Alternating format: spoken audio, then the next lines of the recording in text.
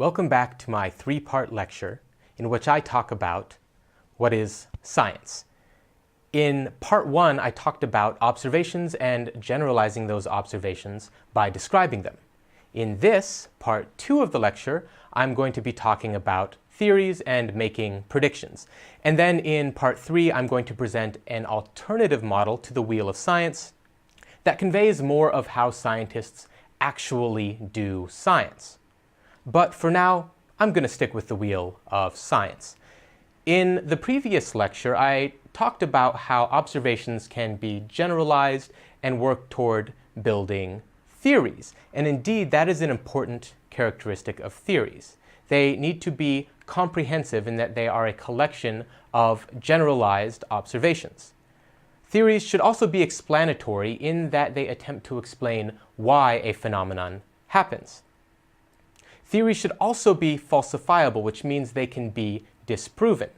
Theories are based on empirical observations, and sometimes those observations fail to support a theory. Sometimes those observations support an alternative theory. Now, how theories come to be built really originates with observation, and so we're actually going to go back and make an interesting observation. In the previous video, we were making observations about how gases behave. This is from physics and chemistry. I'm going to take a slightly different focus in this video and talk about the behavior of people. How do people make decisions about taking bets? Let's watch this short clip from the YouTube channel Veritasium. There's an interesting observation to be made. It's $10. This could be yours. If I flip this coin in the air, you guys call it in the air. If you're right, I give you the $10. If you're wrong, you give me $10. I saw that coming. That's not a good bet for me. What if I sweeten the deal? What if I put up $12 to your 10? You only stand to lose 10. You stand to gain 12. How's that sound? I still wouldn't bet. What about 20? That's as high as I'm going today. $20, that is the top. It's 2 to 1. I just don't like taking that much risk.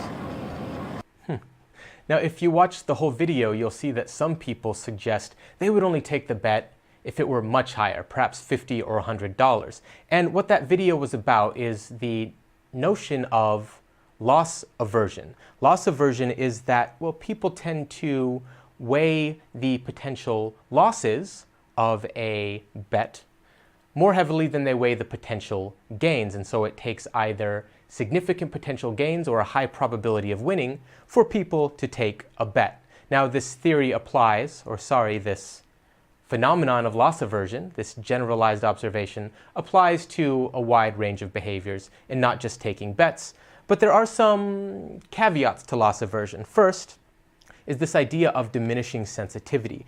And this is also a general observation that the marginal value of a potential loss or a potential gain decreases with the size of the loss or gain.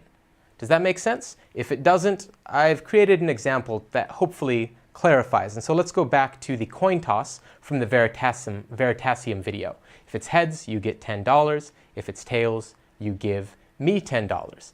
When it's a $10 gain, $10 loss bet, maybe 20% of the public take that bet. Now, 20%, I just made up that number for example's sake, but that sounds about right. What happens when the potential win is $20? Well, we can imagine the proportion of those who take the bet increases maybe to 50%. When the potential winnings increase to 30, of course, the proportion who take the bet will increase, but maybe not by as much this time.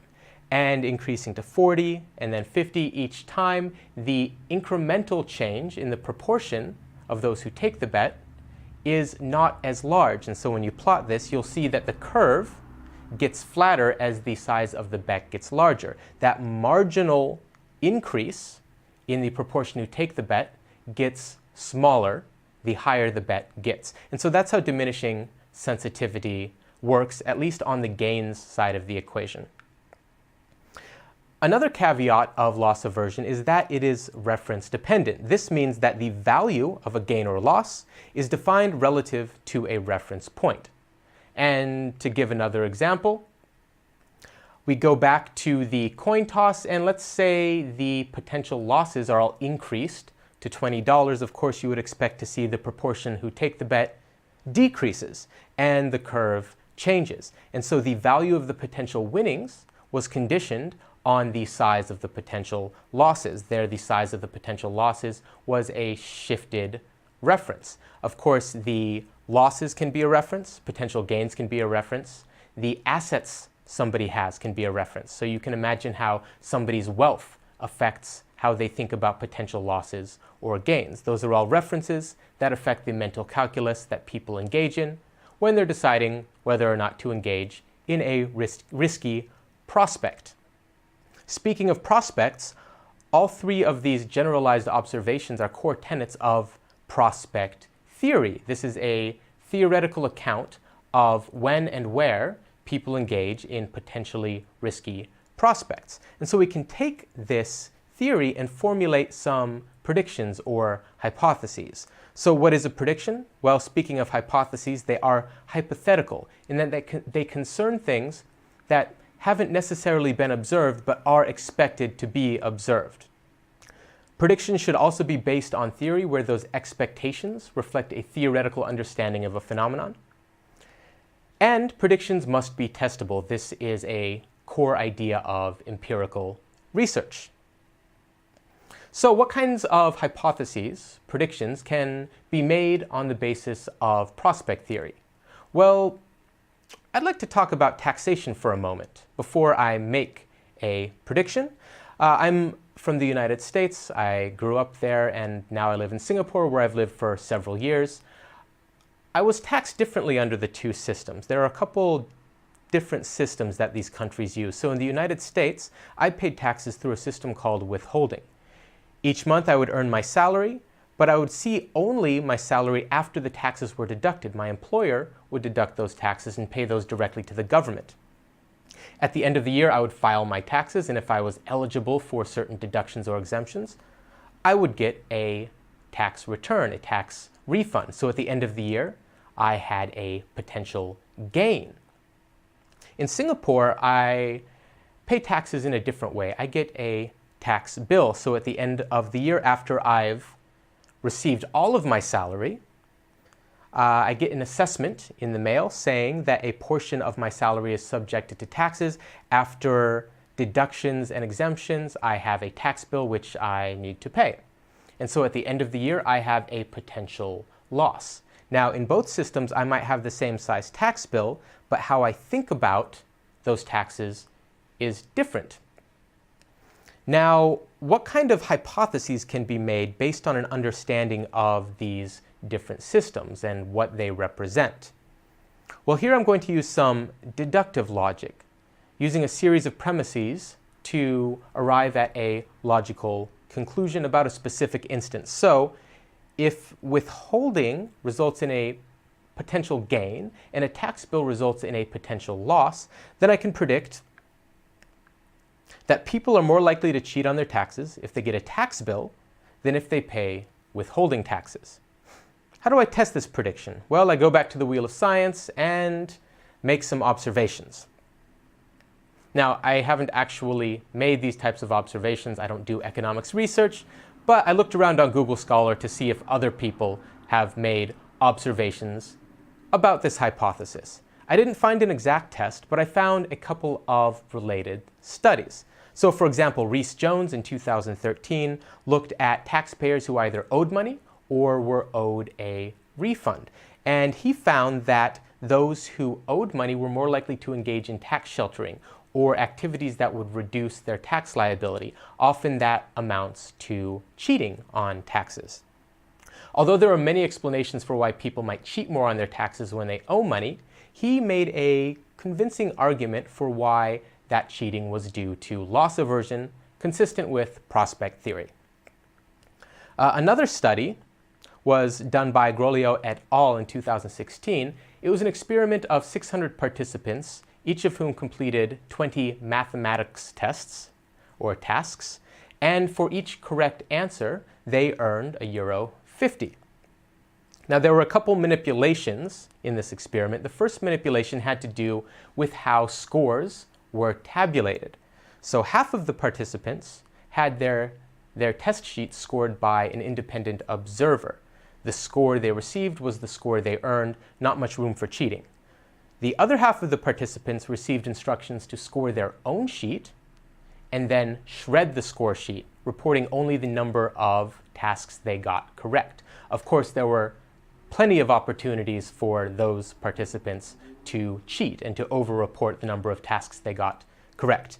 The second manipulation was all about prospect theory. So half of the participants received their payment at the end, €1.50 for each correct task, and so at the end of the experiment they had something to gain. The other half of the participants received the full €30 reward at the beginning of the experiment and then had to give back at the end of the experiment based on how many tasks they got incorrect. So at the end of the experiment they had a potential loss. Given what you know about potential gains and potential losses, can you guess what the results were? Well, as you might imagine, when an observer scored the tests and there was not much room for cheating, those in the gain frame and those in the loss frame didn't perform so well, and they performed about the same. They got about 3.5 out of 20 correct. When participants could self-score, those in the gain frame, well, they cheated. They cheated a bit. They self-reported 5, when in actuality they probably got about 3.5 correct on average. So they were over-reporting, a little bit of cheating. But those in the loss frame engaged in much more cheating. They reported more than 10 correct tasks on average out of 20, significantly greater than any of the other conditions. And this is a really interesting finding. It doesn't directly test my hypothesis, but it goes to show that people are more likely to cheat when they're facing potential losses than when they are approaching potential gains. And so these observations can be generalized through description and then integrated into existing theory to expand it and lead to new predictions about cheating, which new observations can support, and the wheel of science goes round and round. So that's the wheel of science. Of course, if you watch part 3 in this series, you'll see that the wheel of science isn't necessarily the way scientists actually do science. So check out that video. If you'd like to watch the Veritasium video, or if you'd like links to either of the studies that I cited, I've included the links in the description. Thanks for watching.